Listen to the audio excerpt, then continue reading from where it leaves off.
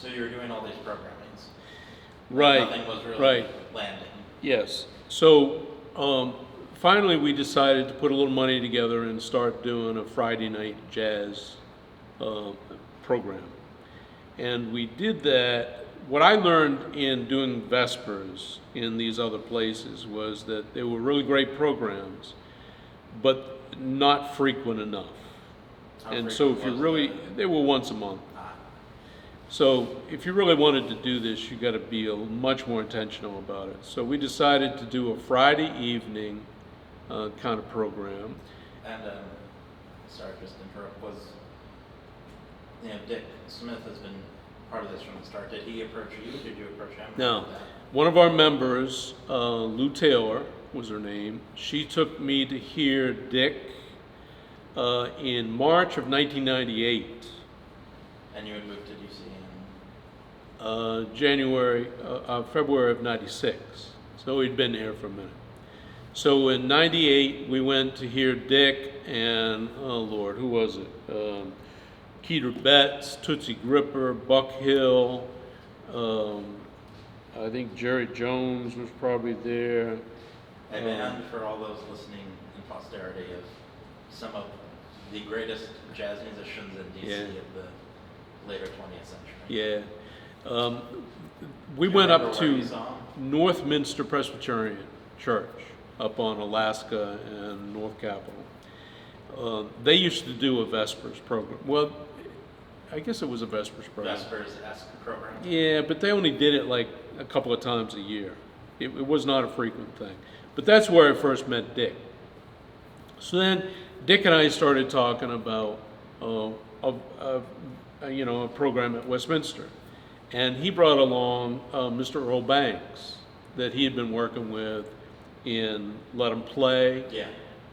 And working with Tony Taylor and that whole effort.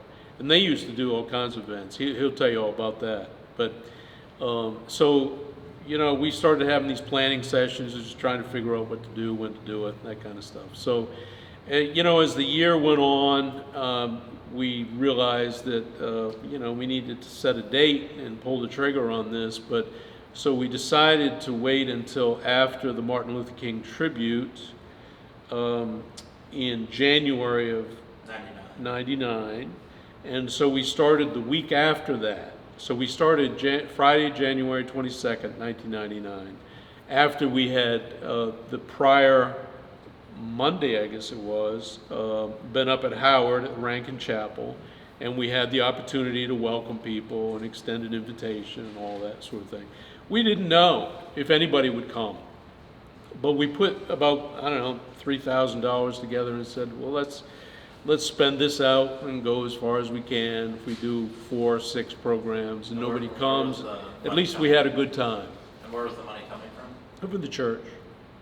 Just donations? Yeah. We charged a $5 admission, which was pretty cheap back then. But we wanted it to be accessible. We didn't want anybody to be excluded because they didn't have no money in their pocket. We also opened the kitchen. We did a fish fry dinner from the day one, and which the whole first year we used to serve it upstairs, up here. So when we first started, we had about 32 people who came the first week. The second week was about the same. Who was performing that first week? The first week, Buck Hill, Donald Waters, Cheney Thomas, and I think Jerry Jones was on that group. The second week, forget who was the second week. It might have been Jock Johnson. And for those of you who don't know, you can see Buck Hill's likeness on 14th Street. To this day, he is the mailman playing the saxophone on the side of the building. Yeah. One of the great musicians of DC, and one of those guys who, as we will learn throughout these, so many musicians who came and stayed here in DC, and for all we know could have been stars, but decided, stayed in DC for family or community or what have you. Buck was one of the great legends. He really was. He was just a great guy, a great human being. By the third week, we had over 100 people in here. And this is all word of mouth, because DC is a real word of mouth town. Yep. People know each other, people talk to each other. So it slowly grew. We just kept going.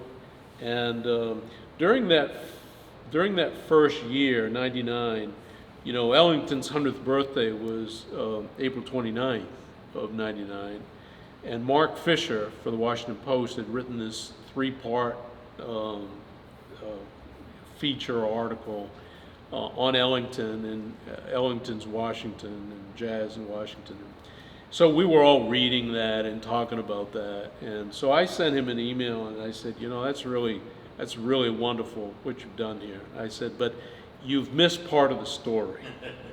And if you want to see it, come on down to Westminster. You've missed the grassroots neighborhood level of where jazz happens and how it happens. Which is a very current DC thing and has been for Yep. many, many years. Yep.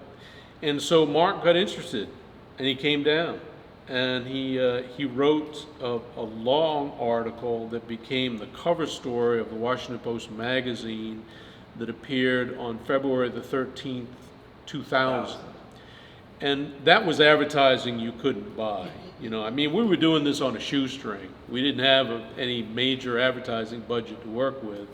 So the publicity that we got from that magazine article was incredible. And after that, the whole place just kind of exploded and it became this thing.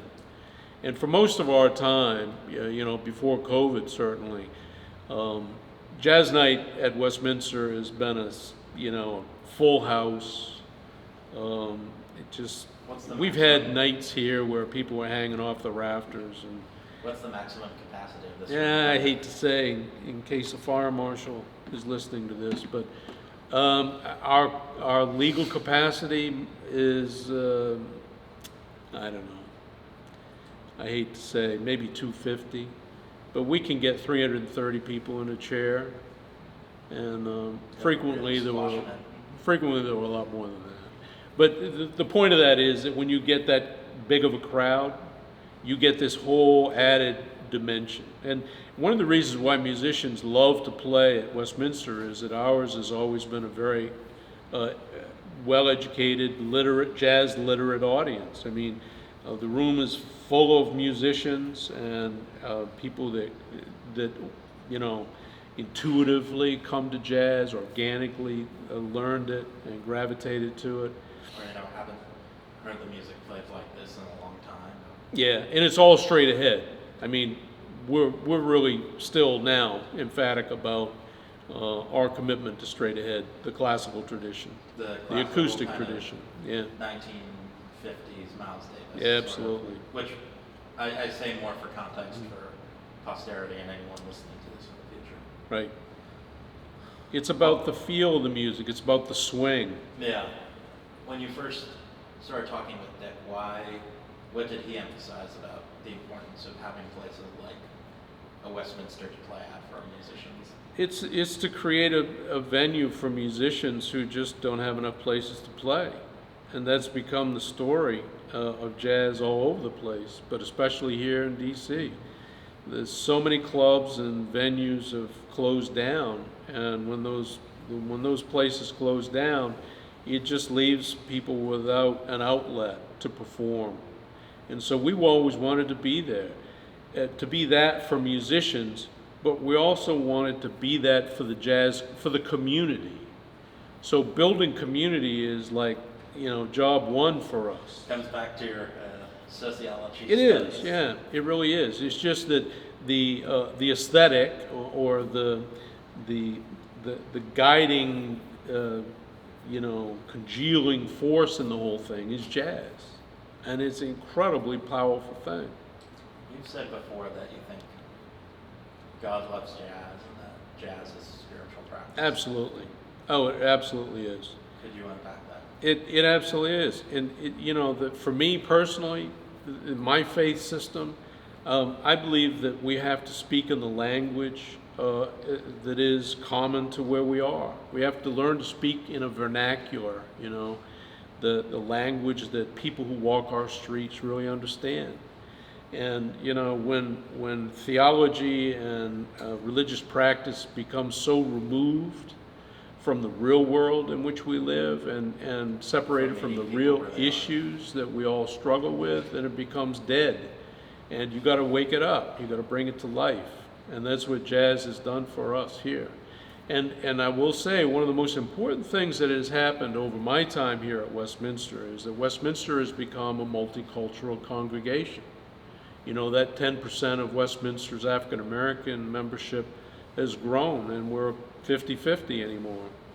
And our trend is that Westminster in the future will be an African American congregation. Is that due in large or some part to the jazz program? Oh yeah, the jazz has done that. The jazz and blues has done that. Absolutely. Why present kind of more just concerts rather than a weekly Vespers program, shall we say?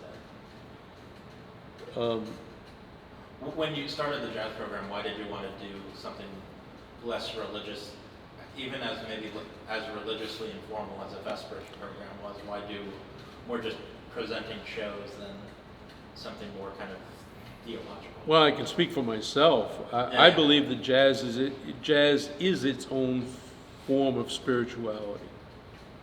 It is itself its own spiritual experience, and it has its own language, and the issues and the concerns that jazz has in our lifetime, it's in the 20th century in this country, have engaged in are those things that people are struggling with. People are struggling for freedom and justice and dignity, and all of those things come through in jazz. It's all part of it.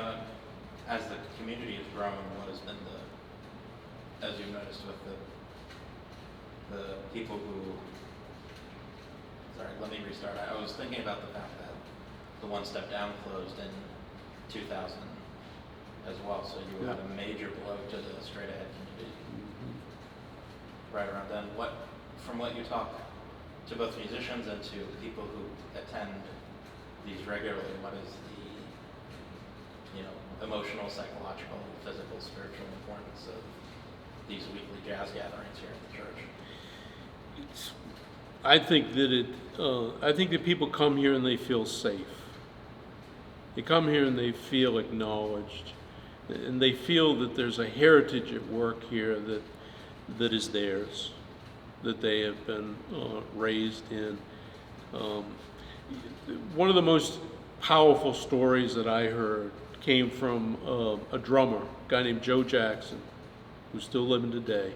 He was born and raised down on Union Street, 6th and Union, down by the wharf. And when we first started doing this thing, he would say to me, he said, Reverend, I got to thank you for this. This is just like coming home again. He said, when I was coming up, on any given Friday, Saturday night, somebody in this neighborhood would gather together in somebody's living room or in a corner store. People pull out instruments, and we played music together. What he was saying was that the community found a way to sustain itself, even though Jim Crow segregation prevented people of color from this neighborhood from going downtown to the Willard or elsewhere, where when Ellington came to town to play their music, they stayed here and played their music. This is the thing I was trying to tell Mark Fisher, is that there's an organic nature to jazz that happens on a neighborhood level, on a grassroots community level, where people will just gather and keep the music, keep the traditions, just keep the practice of jazz moving forward. And you don't have to be the best and the brightest in order to do it, but you got to be in the mix. And in turn, as I understand it, the church has become a spiritual center point for the jazz community. When beloved elders die, this is where they are given their final send-off. Yeah. We've developed this practice here of doing memorial services and funerals up here in the main room, And so we blend a jam session with a funeral service or a memorial service. And, you know, so in the middle of it all, we just stop and have dinner. You know, because eating is a big part of what happens here. We eat together. We break the bread together. Exactly. I mean, and it's a powerful thing. We've done, we did services for Buck Hill. We did services for Butch Warren. Yeah, Fred. We did Jock Johnson. We've done a ton of them. And you know, it's for a lot of folk who have sort of loose connections to their faith tradition. This place is open to their need and desire to merge jazz and their spiritual life together. They get it. People who come here get it. That's why they come here. I think that's a great place to end.